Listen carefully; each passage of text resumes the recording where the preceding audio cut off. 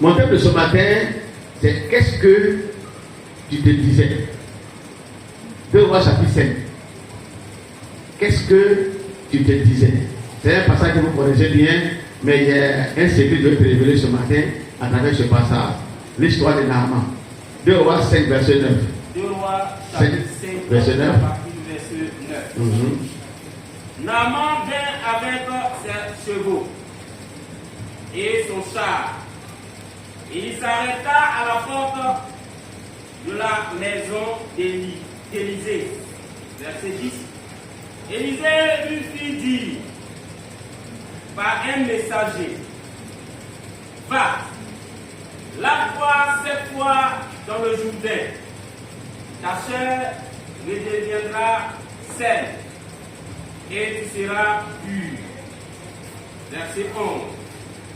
Naaman fut irrité et il s'en alla en disant: voici, je me disais, il sortira vers moi, il se présentera lui-même, il invoquera le nom de l'Éternel, son Dieu. Il agitera sa main sur la place et guérira le lait. Amen. Amen. Acclame la parole de Dieu.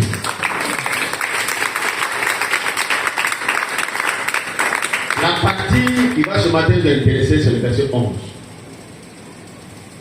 Naaman se mit fort en colère et s'en alla en disant: voici, je me disais. C'est pourquoi il pose la question: qu'est-ce que toi tu te disais? Alléluia. Il dit: je me disais. Qu'est-ce que toi tu te disais? Vous savez, la plupart de nos blocages spirituels, la plupart de nos échecs dans la prière proviennent de ce que nous disons ou nous disions avant d'aller dans la présence de Dieu.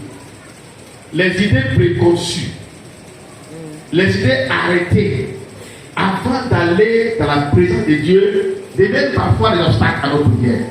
Et quelquefois, ça cause notre échec. Voilà un monsieur qui est malade, et monsieur qui est lépreux, à qui on a montré le chemin pour avoir la guérison. Mais avant qu'il n'arrive devant le prophète,